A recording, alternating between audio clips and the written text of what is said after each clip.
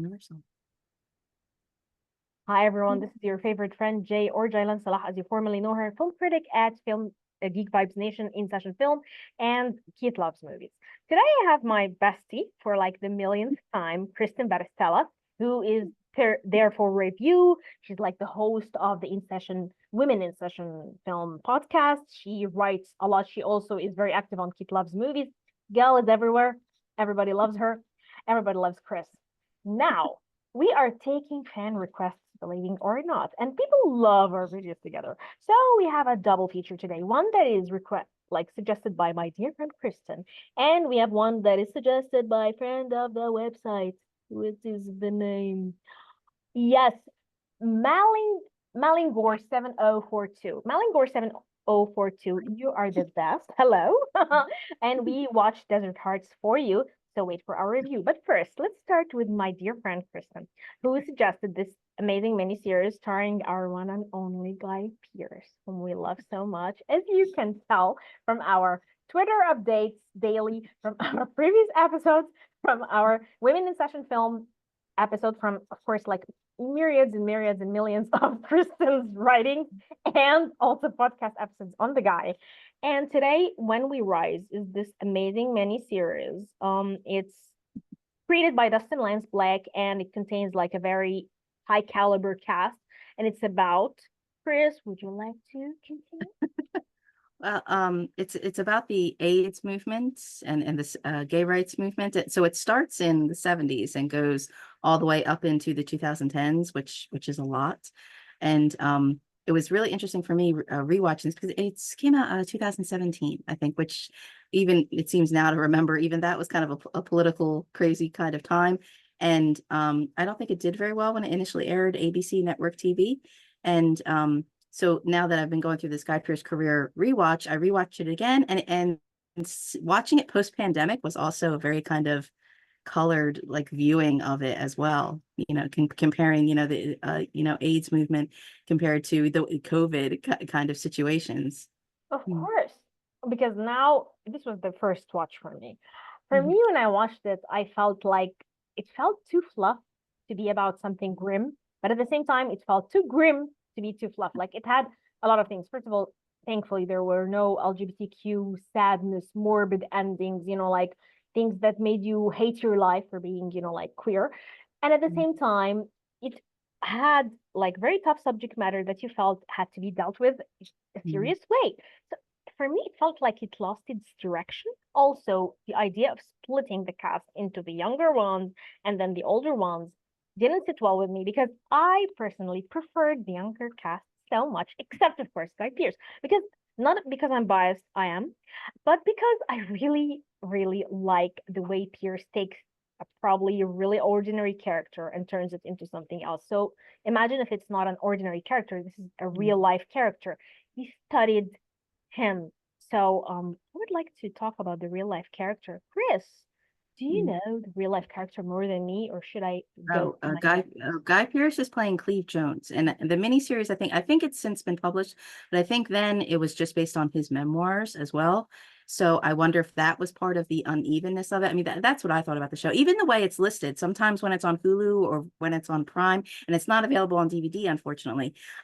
It's sometimes it's billed as like four, like 2 hour episodes, and other times it's eight, like 1 hour episodes. So sometimes it's like night one, part two, episode two, or like the wording, even the way that they've chopped it up apparently at different times. And I almost feel like the series was probably a lot longer, maybe like 10 or 12 or 13 episodes, because there's a lot of things that seemed really condensed. And I feel like the young folks next? don't get as much attention when they were doing a lot of the bigger things early, like when you've got the Harvey Milk assassination and everything happening, or when Grid is first coming around. And it seems weird to again hear that kind of phrasing. I mean, because that's what AIDS was called when I was a kid, and What it was but they're called? Grid instead of AIDS. Wow, that's so Yeah. scary. Yeah. And I asked you about this because I wondered, because it is very obviously American centric about the AIDS epidemic. So I thought, does that even really translate to people to even remember a lot of this We specific kind of history? Wow, okay. So because you asked me about AIDS and it's really scary. I remember when I was a kid, we had like these ads They will be on like national TV all time, and it was like danger, danger, danger. Mhm. And I was, as a kid, I was like crying. I was like screaming every time because it had like skulls. It was like Mhm. scary. It felt like it was like the Grim Reaper ads, and we didn't even comprehend like, but why would you talk about it, and why would you make these scary kids like non-kid Mhm. friendly ads? So yeah, I kind of course it was a difficult time. Now that I remember, it's like, oh, goosebumps. Okay, so Yeah, thank I mean, to think that the Golden Girls was progressive, having episodes of like where she's worried about using the same toilet seat or using the same cup when Rose is waiting for her transfusion, like AIDS test, or when Rose says like to Blanche, like it's you're the slut, it should have happened to you, kind of, you know. And so yeah, it was very strange initially being in school and saying, oh, you can't get rid, and then it being like, well, no, there now it's AIDS, but you were already born, so you can't get it from birth, and here's what not to do: you have safe sex. I think there was a lot of PSA type of, and the way this is shaped is more docudrama. Even like there's some really great like personal serious moments, like when it's the young Cleve who's his dad is David Hyde Pierce, and he's like a psychologist who wants him to go to like electric shock treatment or something. There's some really great like individual personal moments, but then everything is like montaged with like cheap like sound alike kind of music, so it the doesn't necessarily music have sucks. like the vibe of the era because of the cheap music. And then everything is montage, so you get something really personal, and then you get like the two sailors kind of in the in and and then one does die, or when who's getting AIDS, and then so sometimes there's a lot of people that like the first transgender person or the person that does the rainbow flag, and they're there for a brief moment, like if you don't know the name or recognize what that is, you're like, what was that? So it's very thematically uneven, because you'll have really powerful things, and then you'll have maybe seemingly lesser things, which is very unfair. And I just feel like maybe there was just so much, like maybe this should have even been two seasons, one with the younger kids in the first season, and then the second season more. Nowadays that's anthology understood, characters change, where a second season where you would have had the adults, because then you have big things like Cleve Jones is trying to get like the AIDS quilt when they're doing it on the National Mall, and he's trying to meet Clinton, and there are scenes that are like actual footage where they are inserting people, where they're inserting Guy Pearson getting up to go meet Amazing. Bill Clinton.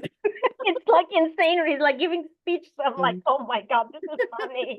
And he's giving mm, it to the same enthusiasm. I love Pierce. mm. This is what I felt like thematic inconsistency. And at the same time, for me, it kind of like killed the vibe because for me, the young cast was just so cool, especially Austin P. McKenzie and the girl who played Roma. They were just, I don't know, I love their energy and I loved Roma so much and connected to her in a way. She's just, I don't know, but then she grew up and I felt disconnected. Like, why? Who are you? So I don't know, probably, but what I loved is that when you see young Cleve and then he grows up to be Pierce, you can even tell how Pierce has kind of like held a thread from the flamboyance or like the playfulness without losing the touch of melancholy that the original actor did with Cleve. So I don't know. This felt very inconsistent because for me, Roma was something, and then you have Mary-Louise Parker killing her and just making her into this, like very stiff, like professor like Les, which you don't really love, while Roma is the Les you befriend, you love, you just meet in your real life. So it just, I don't know. So it didn't feel like, I didn't And like I also, again, because this was network TV in 2017, not the right place, were done today and re-released on streaming or newly available on DVD, people would probably love it. And I do think it is important to see what they're trying to do here. It just execution maybe doesn't work out. And in the beginning, there's I think a couple times you might see the boys kiss, but as opposed to some really like shirt ripping off like titillation, like a couple like lesbian like scenes or love triangle type things, which is and you're very like, boring. okay, that's uneven, that's unfair. And strangely, I actually thought Jonathan Majors was very good. And Very. I also thought Michael K. Williams was really excellent as older. But then, and even these issues of religion versus the how you could be devout, and you need your religion and your spirituality, but you're also conflicting directly against what doctrine says. And it's unfair also that even though all the characters know each other, they get together for a lot of these activisms and speeches and marches and everything, but he spends most of his time apart from everybody else, and I'm like, Yeah, that's unfair. and very and isolating. it's terrible. I also feel very, it's that casting, they don't even look alike. And I feel like, so did you just get the best actors or just the best names? Because you weren't even trying, you weren't even trying there. And I feel like that's it's terrible to say because that was the Black character. And it's like, really? That was both really great casting that you're lucky worked out with some excellent performances. Yeah. I can't believe Jonathan Majors. Jonathan, yeah. He was such Yeah. a good actor. Like now when I Mhm. see what he did with himself, like what he played this character brilliantly. Yeah. It was very great performance. What is this? And Mhm. he gave like the religious conflict with him and with the character Roma. I think because she came from a Catholic family and she loved her family, but at the Mhm. same time, I want to be myself and I want to love whoever I want to love. Of course, like Jonathan Major's character was even, it had like a bigger, I think, conflict because it was about how do I believe in God? And what if God Mhm. loves me? But how do I know? Because all the religious institutes that I go to, they just preach that God doesn't, or that I have to do Mhm. something or be against myself. And I thought this was something extremely deep and extremely profound and good to put in a show like that. But for me, I felt like this needed a whole show or Yeah. something. Like it Yeah. didn't just need, and all the clutter, all the, like the crowdedness of, like, Mhm. yes, I'm a sailor and I'm also trying to convert cups from being graces. It felt like a lot. Mhm. Just take this storyline and stretch it out and make it into even a fictional character. Like, I wish it had been put into something completely different because it was very deep, like one of the deepest aspects of the I whole. almost wondered if it should be something more like Band of Brothers, where each episode is dedicated to a particular character. Because when Roma starts out, there's also this, she was already in like the women's liberation movement. And there's these fights about, and again, things that people wouldn't know about these fights of, well, no, we're a women's organization. We're not a lesbian organization. And we don't want the lesbians in the women organization. And the lesbians being, no, we don't want men. But Men, then exactly. also they're trying to get like the sperm baby. And then there's, these battles with birth control. And then it goes on to, these fights about gay marriage. And then it becomes a lot of this legislation back and forth and a lot of these acts being repealed. And again, if you didn't know the American history of this, it might be very confusing, but these were important things in history. And then you do get like when they're grown up and they have the teenage daughter. There's a weird episode part that's narrated by her, and it's pretty clear that she's assaulted. And that's why she begins to have trouble in school. And they put her in a Catholic school, and she has to say, I have two moms, and she has a situation. And again, I was like, okay, this is an entire episode in itself of like, how How does do you a shrink it? girl deal with obviously this was abuse, but this prejudice against her parents, and then nothing is kind of made of it. Then next you see her, she is married and she has a child herself, and they're in this multi-generational, house, and the neighbors don't get along with them and everything. So it just seems like there was so much more here. And then again, as I said, as I was looking at it, of like, again, ignorant people say don't realize how privileged we are with, yeah, we had lockdown for a couple months, but we got a vaccine so quickly with COVID. And how in comparison, millions of people dying. And then you think of, then you, like now there's commercials for TV for different HIV drugs of like, oh, talk to your pharmacist or get this or that, or, oh, well, you can only take a monthly pill. You don't even have to take a daily pill anymore, and it's like, it took us 50 years Can you to believe through? get to that point, so to see all that legislation versus argument and compacted, and meanwhile people are dying. And then you sit back and you think, like, because there's a lot of men that you meet early on in the show, and then when they age up, Cleve Jones, I believe, is the only person that's alive out of the men. And you realize that when you're watching the show, all these men died. So And sad. so it's very like, it was very, to see like COVID repeat the same mistakes, but just do it in such an expedited kind of few months compared to the decades that it seems weird to say AIDS movement kind of took.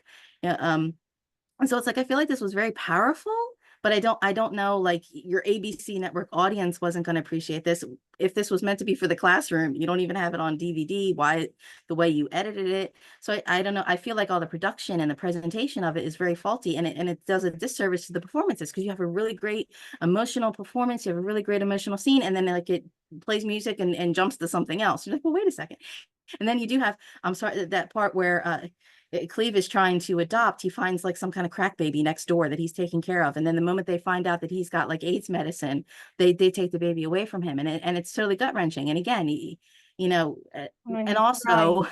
also to see now, that, all these birth control rights and marriage equality and everything coming into question again is like, no, look what we already did, So Like I do going think backwards. it's important to see, I recommended it to you because yes, there's a lot of history and a lot of great performances, but it is a very flawed, uneven show.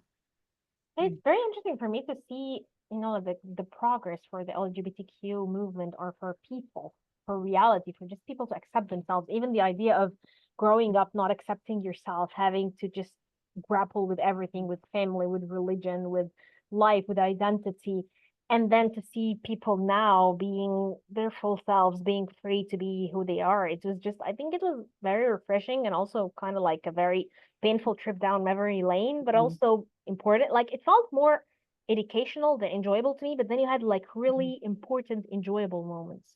Like when you just, I think when he goes into the first, I think, trans bar, the Jonathan Majors character, and he talks to this amazing drag queen, and he's like, I'm just, all I want is just a place where I can drink, have a drink.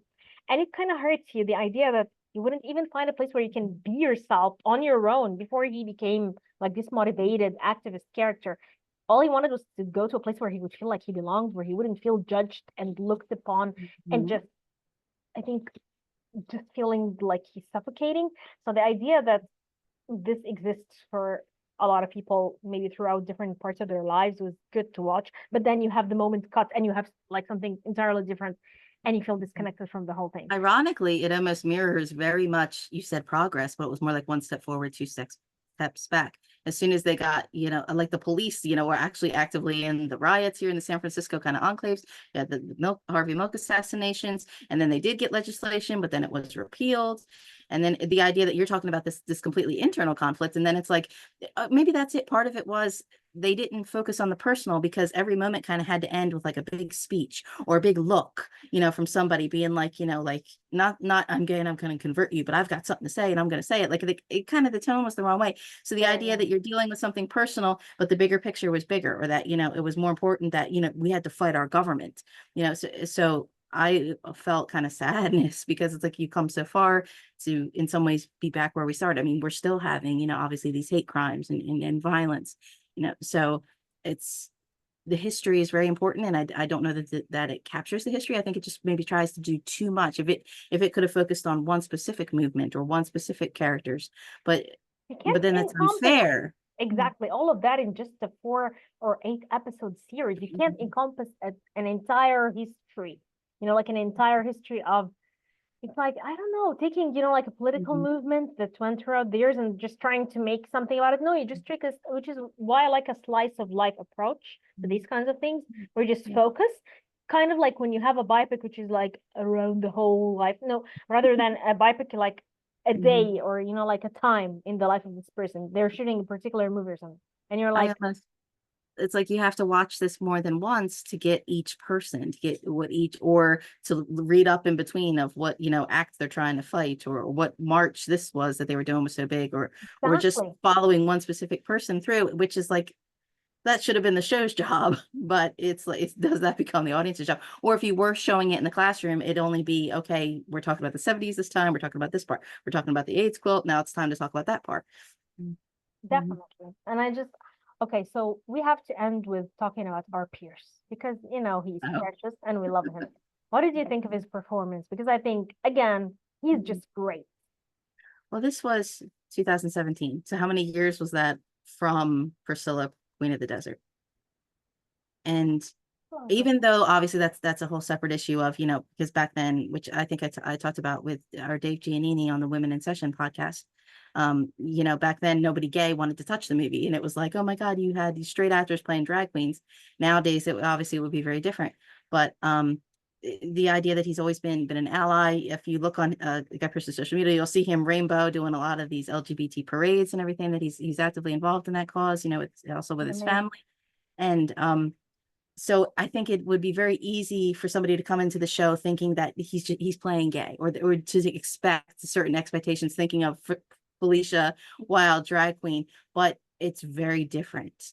Totally. It's not that at all, and maybe part of that is studying that it's based on a real person, but also he's kind of small somehow. Like he can make himself small and effeminate, and not in a negative, diminutive way.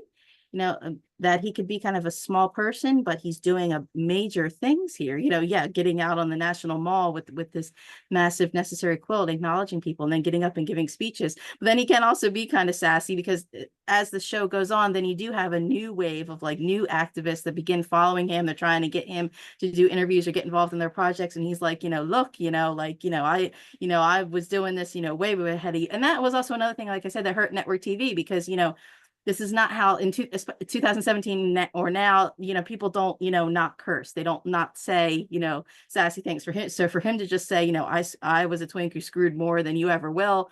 You're like, you will know he wants to say fuck. Yeah. So the structure and the script almost in some ways kind of holds him back a little bit. And then yet again, when he's by himself, because again, he has like a partner who leaves, who doesn't get like the right cocktail in time, and when he's dealing with a baby. So it's like, for as big as a massive show that it's meant to be, and there's all these different tangents going on, it was like the individual private kind of moments in some ways were the best. So a great person to lead the show, I suppose. And it was very proud of it, and it almost seems now like, if you go to look up the show, like a lot of the YouTube type things or behind the scene type things and all the interviews and stuff, a lot of it's not there anymore. I guess, is that a state of time anymore?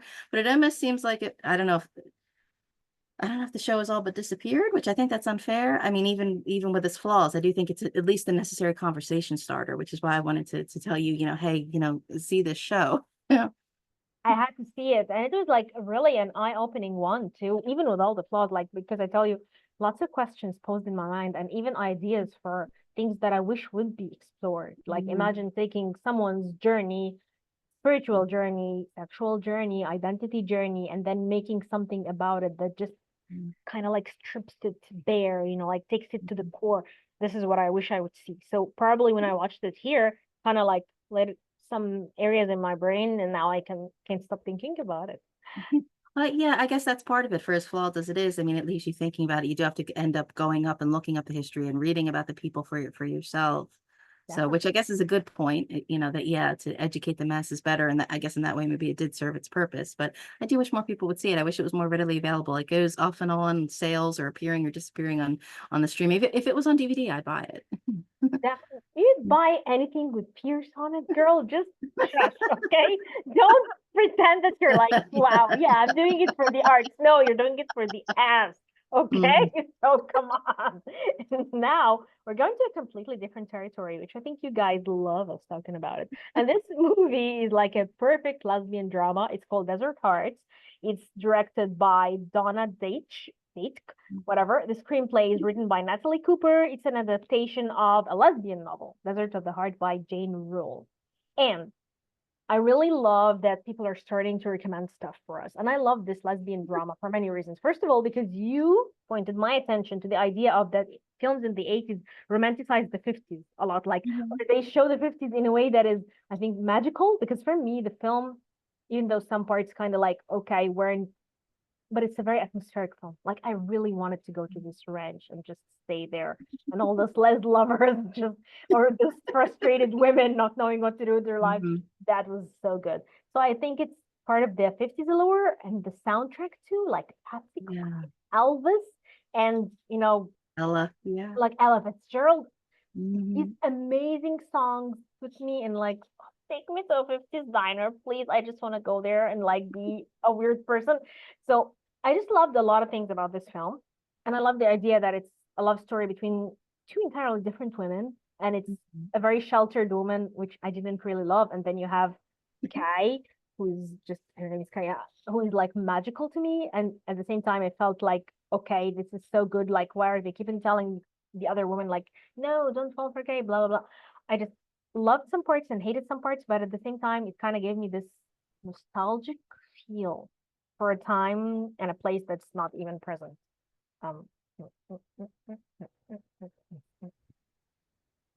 Okay.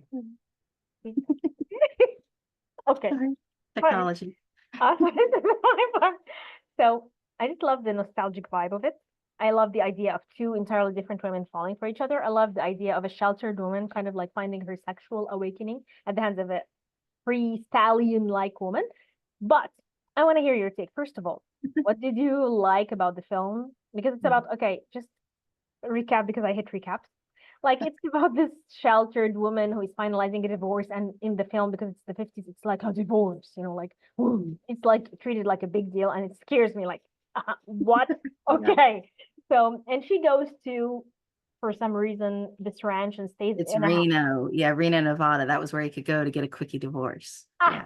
yes, there's the American of the group. Yes, thank you very much, Chris. This is informative. And then she goes to this place where there's a lot of women waiting to finalize their divorce as well. She meets this character, which I love in the beginning, and I don't know why she's villainized. Her name is Frances, like one of the best characters of the film until she goes crazy. And then she meets this wild girl whom Frances, poor Frances, by the way, raises the daughter of her asshole ex-lover who was married and just loved her, raises this bitch who doesn't even respect her like a daughter. And the girl loves, of course, Vivian for some reason, probably because she's a scholar or something. Why didn't anyone love me? So, and then they get together, and this is the beautiful part of the whole thing. What did you like about this movie? Because there's a lot that I liked, even when there are a lot that I didn't like. I liked it. I was really impressed with it. I was surprised I'd never heard of it, even for being 1985. And it's Criterion, which is nice that they actually got it restored. And apparently this has been underground and beloved. So I mean, I was like cis hetero version coming into this movie. I'd never seen it, I'd never heard about it. And it is very nostalgic. And it seems weird to say lesbian movie and be nostalgic because you wouldn't expect a movie from 1985 to be about lesbians, and you wouldn't expect it to take place in like it's like 59 or 60 or something. So, and I don't think you can make a movie like this today No. because it has that the 80s was very they went through like an 80s does 40s, 80s does 50s, but then it was also like the previous generation, like 60s. So there was definitely a lot, and Reagan being president, there was definitely a lot of like, looking back kind of nostalgia at the time, but also just even though Reno's a big city in Nevada, the idea that certain places are kind of backwards also, or like a little bit behind, but just their style also.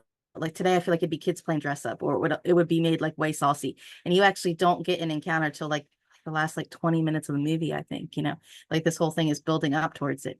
And so like the whole kind of set in their ways kind of society, like the men don't seem to mind if they think that they know that a couple of the girls working at the casinos are probably into chicks. They think it's kind of cool, or they think they're going to change them once they get married or something. But then they're also still very manly about it. But then it's okay. It's Audra Lindley. Mrs. Roper is playing the Frances, and she doesn't care. Like if everybody knew she was this dude's mistress and raising his daughter after like the mother leaves or they die or something.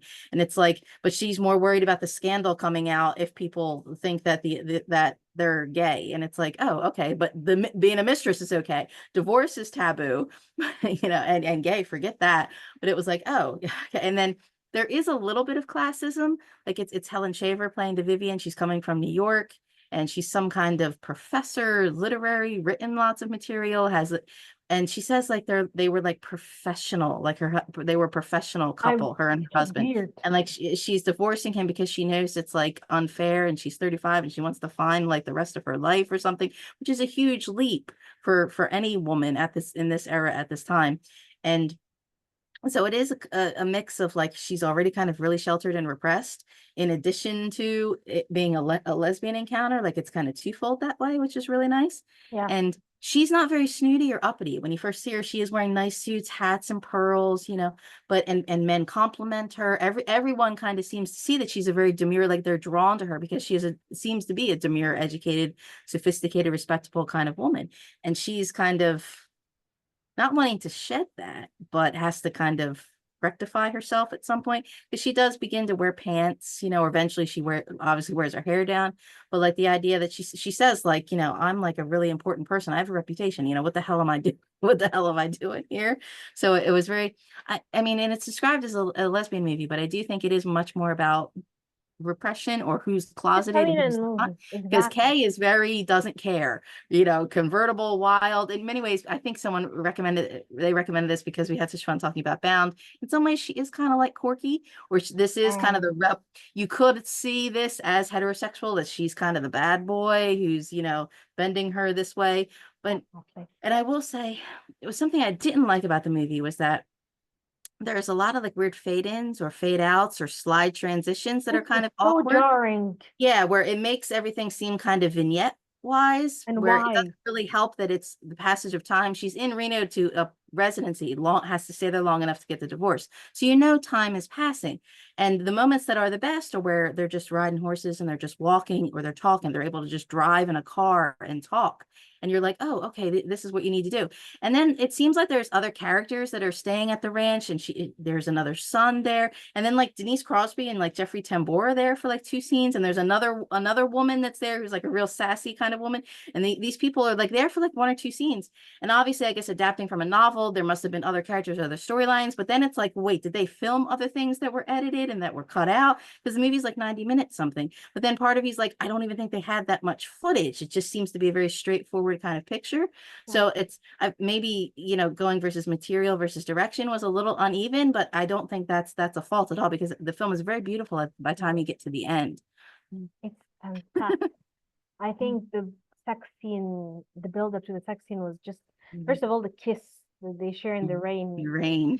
It's just, you always think like, yes, kisses in the rain. Have I had enough? No, because we don't see this passion. Even now, when you see a lesbian movie, or you see even a feminine movie, and you don't get this passion anymore. Like, you don't get the actors just interacting together, even looking normal. You know what I mean? Like now, even weird looking, or just us with the disheveled hair, looks like it's constructed. Like looks like added by the makeup department. But now people were just allowed to look themselves. Like you'd see their lines under their eyes, like the dark circles. You could see everything. A woman aging more than another woman, but now everyone is polished. So you wouldn't know the difference between a 50-year-old woman and, like whatever. And for me, it's like, I don't know. The sex scene was just, it took its time. This is what I like. It just took its time. I think time used to be made in films. Now you feel like it's forced. Like we have a very intense, like a 5-minute sequence where the camera doesn't cut. Back then it felt like real life. Like, yes, of course, time in film is different from real life, but then you felt that the scenes where the director wanted you to sit down and watch and feel this minute by minute scene. This is what I felt here. Yeah. For being a short, I mean, it does what it has to do. Like you get the really great music cues, and they're really, really cool, like Chevy cars that you want to see. And then like, the country western sort of fringe kind of 50s, but Southwest that where the time and place specifically. And then so you get these great cues, and then they do have that they're breaking food, trying to have like midnight snacks or something in the kitchen, and she says you have to shut off the light. And I immediately thought that was very kind of back in the day, where it was like a woman could not be seen unless she was polished. You couldn't see the woman in a robe with kind of rollers in her hair. That like even the jokes, I think they make a joke on this on like the Mrs. Maisel, like the husband never sees the woman without makeup. Like she sets her to get up earlier because she's got to do her face, and so you go from that kind of like transition of where she's loosening up a little bit, letting a lot of that stuff go. And then when you get the kiss in the rain, it's very, because they've just been to like an engagement party, and she is kind of dressed that they say, you need to learn to ride or dress like the real locals, try on a cowboy hat, and there's no soundtrack to that. It's just the rain. And that's I thought was really beautiful, really powerful. And then, of course, they're all chastised for it, kicked out and yelled at and everything's stupid. So then, I get into the sex scene. You're like, even before the sex scene, I mean, they kind of argue beforehand. And the idea of like, because Kay is obviously she's not written as real butch or doesn't behave that way. She's very, I feel like the Patricia Charbonneau, I wish she did more. She's tiny in some ways, but she's obviously the more confident, if you would say, masculine one, where Helen Shaver is being very demure. And it's almost like, okay, she let her in the door. That's step number one, that she's kind of willing, but she says she's not going to take off her robe. But then they're kind of arguing about, whether the situation is going to be, so it's so weird that it's an argument beforehand. And then it's like, and I'm like, how long is this scene going to be? Like, whoa, this keeps going on. And I'll tell you what's really beautiful about it is effectively like from the waist up. It's a lot of kissing. Yes, okay. I was like, okay, we are seeing nipples touching nipples, but it was like the idea of like today it would be the scandal of, oh, how raunchy, or what expressly are they doing? Like scissor lesbian porn stupid things or something. But the idea that we don't see that it's not about that. It is about the intimacy or passion, and you get why Vivian is struggling with this, because I don't think she is maybe is she a virgin? I mean, because she has never had this kind of intimacy at all. And on top of that, realizing that in her stage in life, and then finding it here with woman taboo, you know, I think it's doubly difficult for her. But then when she's opens up into this intimacy is so beautiful. And then they are arguing at some point in public, and she says, "Keep your voice down." And it's this where she still kind of is unclear. But then you get the beautiful moment on the train where she's leaving, where then they do reach an equal, where she's the one who's saying, "Come with me." And I'm jumping forward to talk about the end. You know, it's so beautiful where she's saying, and this very specifically, where she says, you know, just take the next ride, you know, to the next train station. And the whole, again, we've seen this heterosexual romantic, how many classic movies of it's the man, the woman saying goodbye on the train, who's getting up on the steps, who's running beside the train, you know, and she's standing on the train as it's moving. They're kind of walking along with it. And she says, "Come with me." And she says, "Why?" She says, "Because I just want to spend 40 more minutes with you." And it was just, I was like, how beautiful, like very, I I mean, there's a know. Bee Gees lyric that's like, any less than an hour, you're leaving me lonely too long. It's like, Oh my you God. know, you hear this again in song and lyric, but a very specific 40 minutes, you know, and just this, it was so beautiful. And I like to think, yeah, it's happy. Maybe they don't last as a couple forever. Maybe they are just too different. She wants her to come up to New York. Why can't she just stay in Nevada? They're in different places. They're in different eras. Like, Vivian is also, because she's a college professor, she's like, "I've seen this before where, you know, it's just, you're younger than me, it's just an affair, it's just a fling." But so I'd like to think maybe they do have some meaningful time together, you know, because they are in a equal kind of place at that point when Exactly. it's time to go on the train. It's And very it's lovely, beautiful. and they're searchers. Like they met each other at a time when they were both searching. This is why the Mhm. connection was real. Just like you say, like just spend those 40 minutes with me, and it's like it just kills you because it's real. Like as someone who has been very passionate, it feels real. Sometimes you just want the person to just Mhm. stay these 10 minutes. I know it's not gonna last. I know it might not even continue, but just stay, you know? So it just Mhm. kind of gives you goosebumps, first of all. And second of all, I don't know, the idea of them together just kind of like sometimes when Vivian, like her breath hitches and she kind of like cries because she's been Yeah. repressed so Mhm. long. And she never stays with other people very long, and it's in, and again, frustrating because the scenes are short, but she comes into a scene and there are times where she talks to somebody and she says to somebody, "Well, it's none of your concern," or she lights up the cigarette instead, which is also a little bit of a scandal that she smokes regular cigarettes. So she's already already an educated progressive woman, does things a little differently, but this is too far of an extra leap, maybe to take, you know. So it's like, yes, she doesn't really like talking with other people. And the idea that she opens up, and then when they have the wedding at the end, when her hair is down and she is dressed, you know, beautifully younger, really does look radiant, glowing. You're Very like, much. oh. Amazing. And I think some of the word choices too, like there's this beautiful scene where Kay's like with her friend in the bathtub, and this guy's Yeah. like, "Oh, what I do to be a gorgeous woman." Hmm. What is this guy? You know, like It's this little male, because all the other men are perceived as so macho. exactly. And the idea that, yeah, she already was involved with this girl, it was kind of casual, or they were still casual BFF lesbians, but she's marrying this man and he seems to know, but he's okay with it. And there's one time where she hugs him and she lifts him up. And the idea of like, oh, okay, they're both untraditional, or he doesn't mind, he doesn't care, but you know, I maybe felt a he's, you know, beautiful say relation. the other way perhaps, but again, also a huge taboo at the time, you know. But yeah, very beautiful that he wasn't saying it in the other way where men are giving them beers or flirting with them, or they want to keep her, it's a boss who's always the one hitting on her or something. And I so it felt was it very, yeah, what does it feel like to be a gorgeous woman? You what know, I you're like, felt. oh. You have like a very exactly like a beautiful man. Like this is a man Mhm. who is like very in touch with his feminine side and he And wants yet they're supposed to be, they're cute, and yet they're the traditional couple because they're the ones that are getting married. But clearly, there's the something roles will potentially different shift. there. She's going to be like the man of the relationship and she's gonna be like dealing with him. For me, this is what I see it like. She's like, oh, I'm here, I'm here. Like I feel like this relationship is very traditional. Wait. Are we being cut again? Sorry, you're frozen on a very lovely picture there. No, I don't want to be frozen like this. I wish I could be frozen like this, but I'm always like opening my mouth like I'm a hippo. Yeah, you're not gonna freeze like that, Christian. Mm, no. So I feel like she's gonna be like I feel like some couples are very in tune with the relationship that she could be Mhm, sometimes the man and he could be the woman they both want to be. mhm. So I feel like this couple is gonna be like that. So that's why I Yeah, felt like, and can they're we gonna get a be film? okay. Yeah. Exactly. Can we get a I film of mean, that? I yeah, need to see them both in drag yeah. on It's this okay.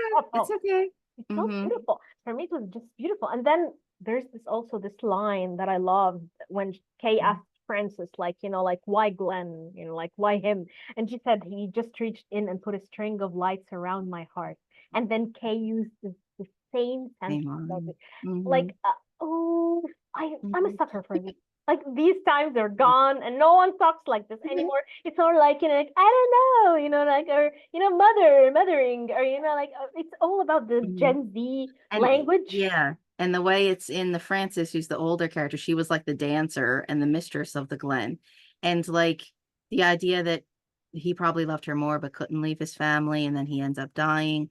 And so strangely, she raises the daughter also, because then the mother leaves or dies.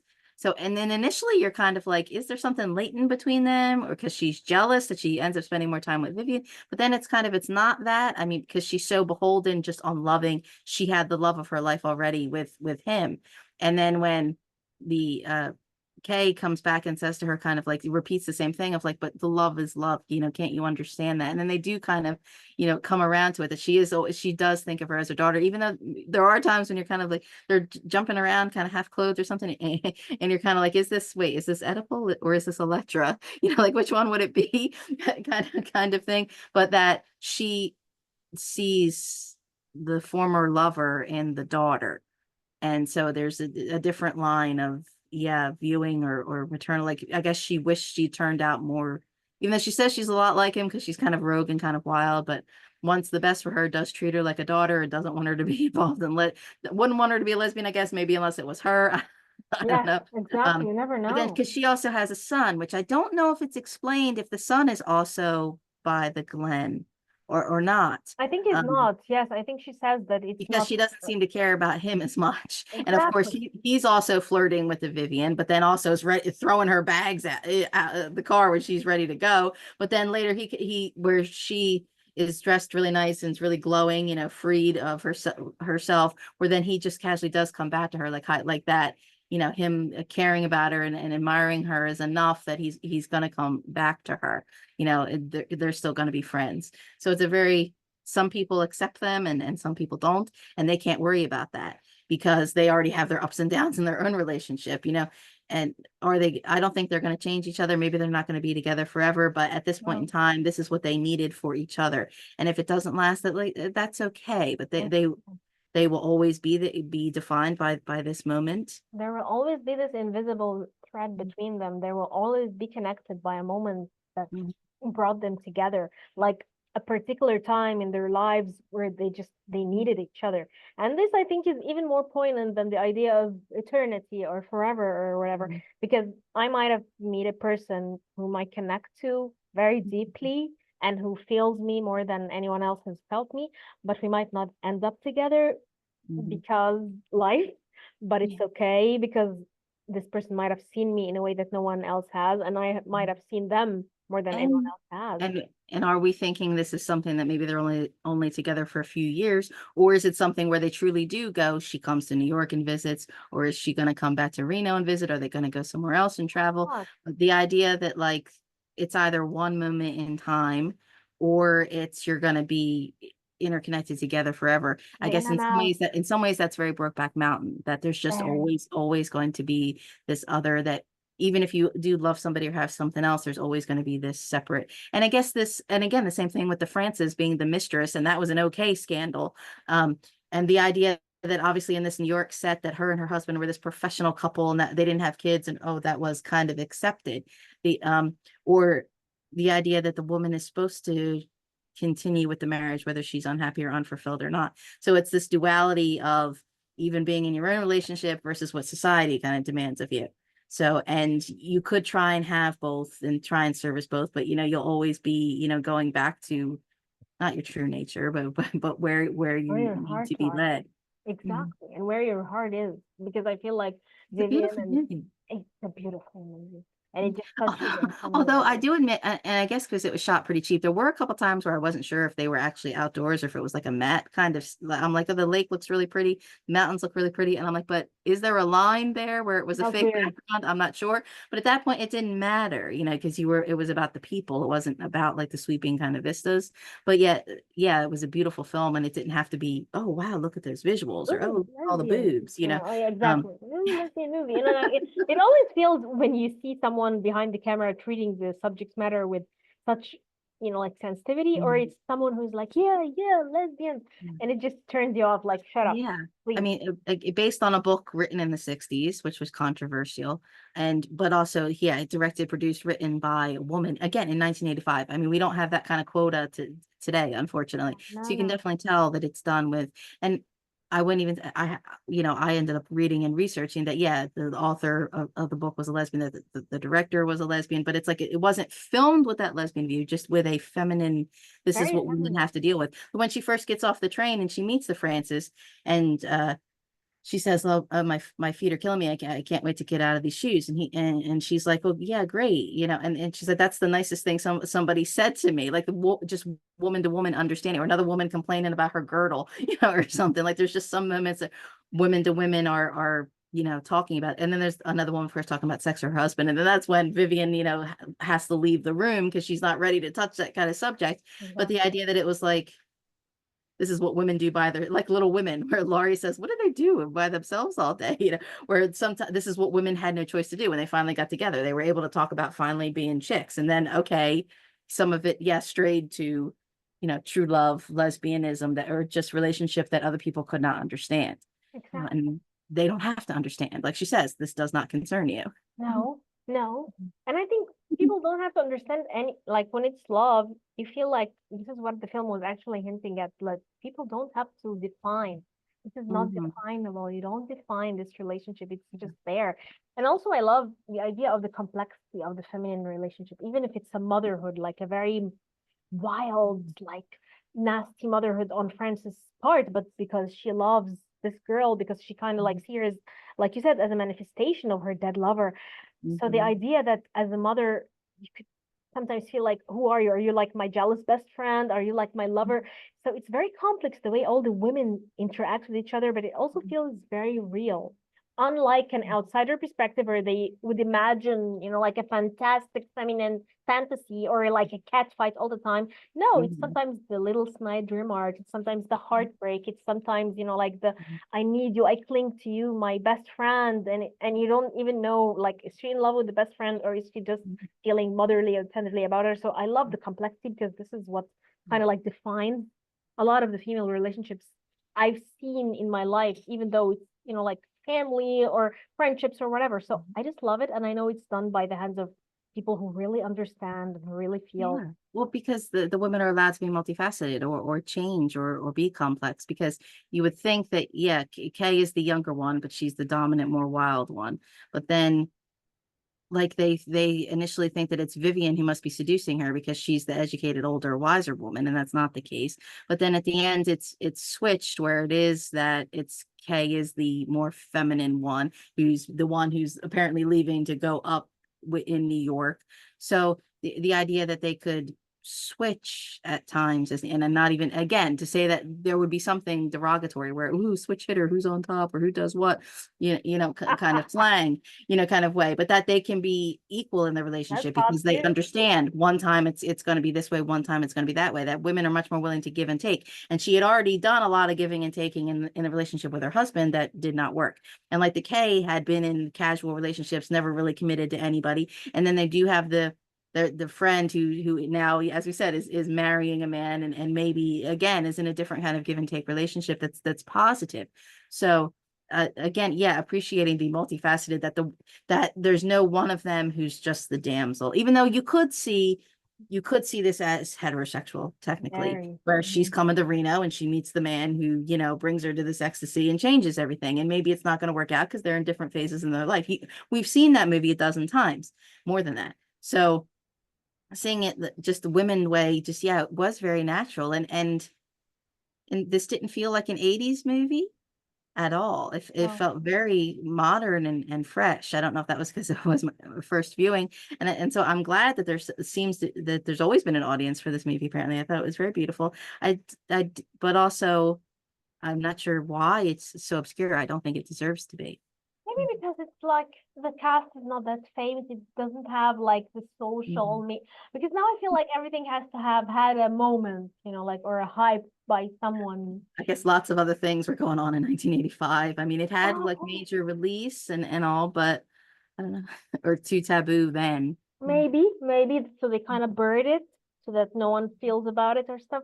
But here it is, and we're enjoying it, and it's just Mhm. beautiful. Recommended to us by a friend of the channel, and I just think it's such a beautiful film. I recommend it to everyone, Mhm. and really it needs to be felt in a way and just watched. So I just loved it. I loved it so much. Mhm. It was a great viewer, a great companion for us on this episode. So yeah, I loved it. I loved what we made with it, what we watched it, and what we concluded from it. Mhm. What did I get from it? Yeah, just what did you just It what was did very you beautiful. feel? I mean, I think Exactly. we said this with Bound of like maybe the lesbianism gets people in the door for the wrong reasons. Um, but it turns into something much deeper than that. And I found it just to be a very beautiful love story that happened to be about lesbianism, that it was more about not coming of age, I guess. What do you call it when a woman is too old and is having a new coming of age awakening or something, coming into herself, leaving this 50s repression and the pearls and the pillbox hats behind for something more. So yeah, I found it to be a beautiful character study. Definitely. And the soundtrack alone will just take you on a trip down memory lane and it just, take you wild places. Because I love actually the songs from this time. And I don't know, I just want everyone to watch it. And of course, to tell us after they watch the episode, what did they like? Did you want to watch the mini series? Did you watch the film? What do you want to watch next? So, Chris, what is up on our plate? What else are we Oh, doing? You and um, I, and of course, you alone. You're writing about Mary-Louise Town, obviously. Yeah. What else? Yeah, I just had a Mary-Louise Town retrospective again, going back to COVID plague times, looking back at a movie or looking back on a show, differently. That was at Keith Loves Movies. I know I write television stuff at Keith Loves Movies. What else did I have? Oh, I also had spoken with our friend Phil for the Making Tarantino podcast, talking about Dark Shadows. Also, it's classic TV. So, yeah, that's it. What are we having on the Women in Session podcast next? Um, Probably maybe by the time this airs, it might already be out. We were talking about Prometheus versus Alien Covenant again because now everybody's got an opinion about the Alien franchise. And now everybody You loves know. Prometheus, but I feel like we've talked about it first. Mhm. Sorry, we're like the first. We're the pioneers. I've been there. I've been there. I had like a when I was 3 years old, my mother made me and crocheted me a blanket that I named Alien. So I've I've been there a long time. You're gonna be listening to us, and it's like insane. And it's also always a pleasure talking to Chris because she's like a Hi. real friend, and at the same time, she's like a crazy cinephile like me, and also the biggest Guy Pearce fan out there. Shout out to our favorite Guy Pearce. Please make more movies. And Someday I'll finish this Guy Pearce career rewatch. I don't know what I'll do with myself then, but we'll see eventually. hopefully, there will be more and more Guy Pearce content. Thank you very Mhm. much. All right, this was just so much fun recording. Thank you, Chris, and Thank you. bye bye, baby.